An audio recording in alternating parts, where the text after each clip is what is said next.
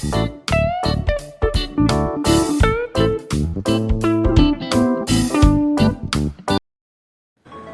दर्शकबिन, तपाईले यो खोलङ्कीको अन्डरपास हेरिरहनु भएको छ। यो चीन सरकारको सहयोगमा बनेको नेपालको एकमात्र अन्डरपास हो।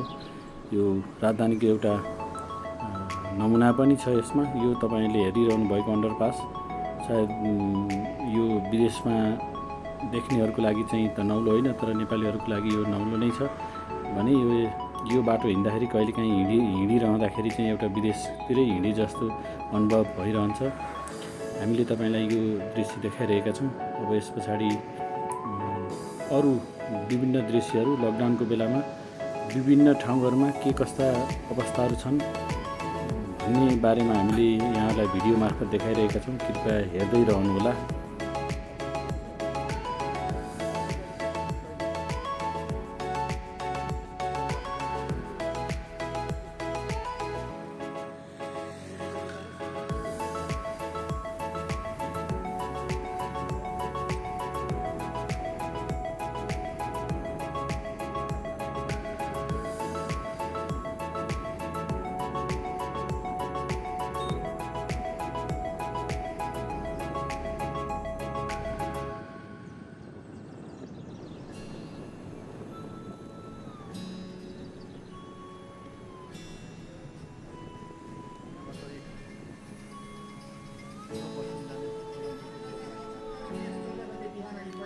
जेठ 20 गते राति 12 बजेसम्म निषेधाज्ञा थप गरिएको छ। निषेधाज्ञा अवधिभर औषधि, खाद्य पदार्थ वा अत्यावश्यक सेवा वस्तु लिन मात्रै घरबाट बाहिर निस्कने, हर बखत मास्क लगाउने र एक आपसमा 2 मिटरको दूरी राख्ने, मठ मन्दिर आदिमा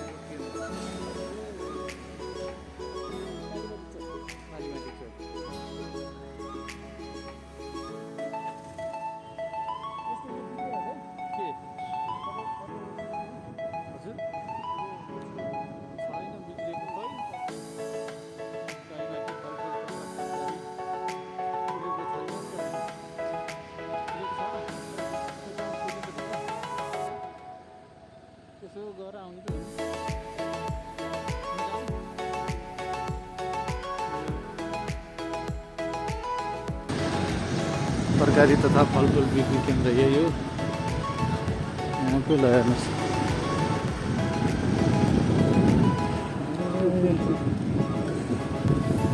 कालीमाटीको यो चाहिँ खै तरकारी पसल हो कि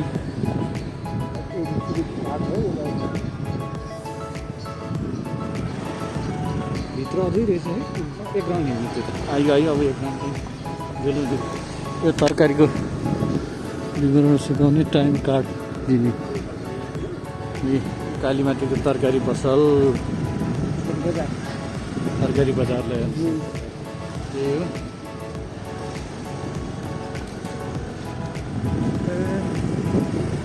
यही हो कालीमाटीको तरकारी बजार होइन त। भनेपछि अब अहिले खुला छ कि क्या जस्तो रहेछ अलिअलि होइन होइन यो त थोकमा बस्छ थोक पसल यो बेलुका आएको सामानहरू बिहान लगेर बेच्ने तरकारी फलफुल सेयर मार्केट।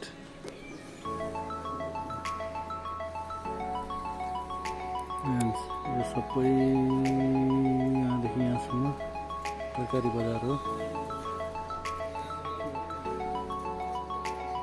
थोक मात्रै हो यहाँ बेच्ने। तल्लो बाटो नि रहेछ नि त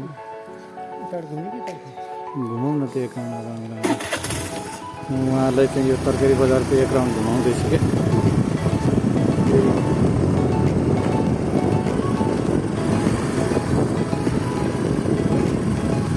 यता पनि रहेछ राख्ने ठाउँ त प्याजै प्याज रहेछ। प्याज त अलिक कम खान्छन् होला नि त मान्छेले। प्याज लसुन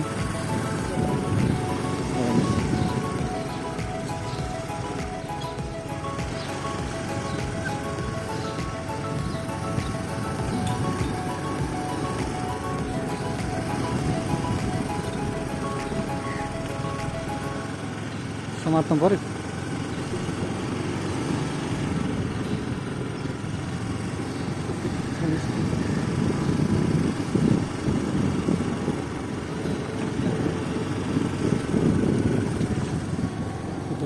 तरकारी बजार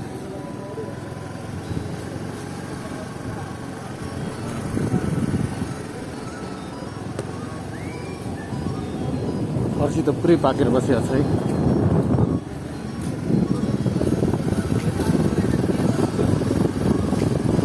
अब हामीले यो तरकारी बजार एक राउन्ड मारिसक्यौँ। अब फर्किँदैछौँ।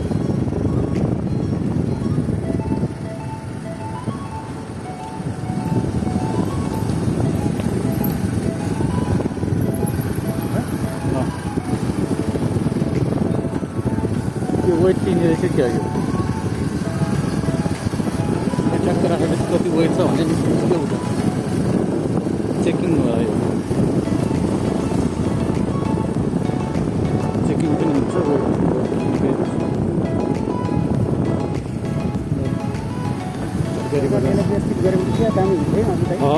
एकदमै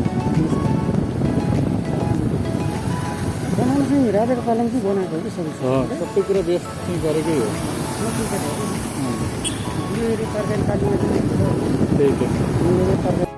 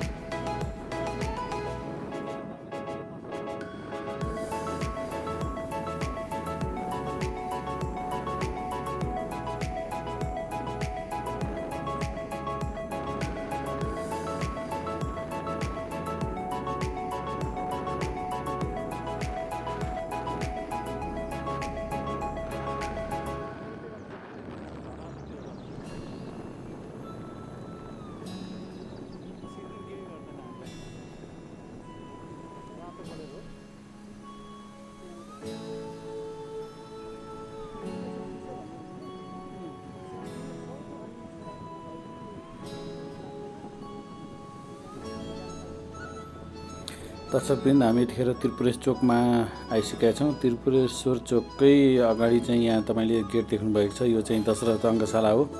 नेपालकै एक मात्रै ठुलो रङ्गशाला भनेर मानिन्छ यसलाई। यो रङ्गशालामा अहिले चाहिँ राम्रो सिटको व्यवस्थापन छ, सबै कुरा व्यवस्थापन गरिसकेको छ।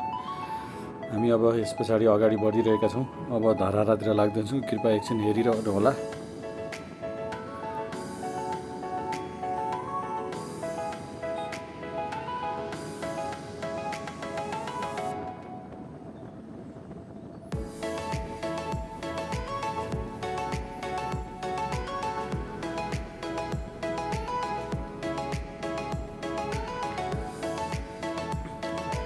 दर्शकवृन्द, यो लकडाउनको बेला गाडीहरू त्यति कुदिरहेका छैनन्। केही गाडीहरू र मान्छेहरू अलिकति हिँडिरहेका छन्। लकडाउनको बेला हो, सकेसम्म त घरमै सुरक्षित रहनु होला। यतिखेर हामी ठ्याक्कै सुन्द्राको चोकमा आइसकेका छौँ। यसपछि हामी तपाईँलाई यो धरारातर्फ लैजाँदैछौँ। तपाईँहरूले हेर्न सक्नुहुनेछ। अब यति बेलाको यो समय छ, त्यति धरारा हेर्ने मान्छेहरू त आएका छैनन्, बन्दैछ। यो राष्ट्रिय गौरव हो यो धरारा। तपाईँहरूले यसको बारेमा स्थानीय समाचारहरूमा हेरिसक्नु भएको छ होला। धरारा चाहिँ बनिसकेको छ भने अरू ग्राउन्डको स्ट्रक्चरहरू बन्दैछ। कृपया हेरिरहनु होला। धन्यवाद। अहिले धराराको छेउमा छौँ। यो धरारा चाहिँ 2072 सालको भूकम्पले भत्किसके पछाडि यसको नाम निशानै थिएन।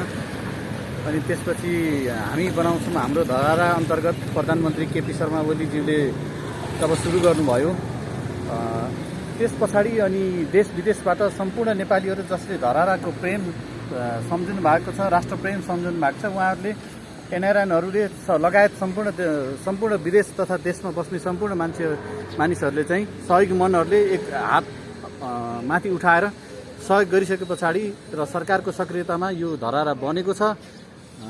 यति बेला राष्ट्रको एउटा गौरव, ऐतिहासिक गौरवको विषय हो यो। त्यसैले यो धराराले चाहिँ एउटा नेपालको प्रतिनिधित्व गर्छ भन्न चाहन्छु र तपाईँहरूलाई समय मिलेको खण्डमा समय मिलाएर धरारा चढ्न आउनु होला, धराराको अवलोकन गर्नु होला। यहाँभित्र अहिले चाहिँ धेरै ठुलो पार्किङ बनाएको छ। यहाँको हुलाक पनि हटाएर, पहिला यहाँ हुलाक थियो, त्यो हुलाक हटाएर यसलाई चाहिँ एउटा पार्किङ स्थल पनि बनाइएको छ। त्यही भएर अब यो बनिसकेको छैन, एउटा धरारा मात्रै सिङ्गो ठडिएको छ। अरू चाहिँ यसको कन्स्ट्रक्सनहरू बाँकी नै छ, अन्डरग्राउन्ड छ। तपाईँको 700-800 पार्किङ, 700-800 बाइक, 300-400 गाडी अट्ने पार्किङ बन्दैछ। तपाईँहरू चाहिँ निश्चिन्त भएर पार्किङ कहीँ पाउनु भएन पनि यहीँ पार्किङ राख्नु पनि आउन सक्नुहुन्छ। यो पार्किङ नपाइने एरिया पनि हो। त्यसैले तपाईँहरू धरारा घुम्न, धराराबाट काठमाडौँको दृश्य हेर्न र अनि यो एरियामा आउँदाखेरि तपाईँ पार्किङ पाउनु भएन भने यहाँ पार्किङको पनि सुविधा छ, तर पैसा चाहिँ तिर्नुपर्छ। हस्, धन्यवाद।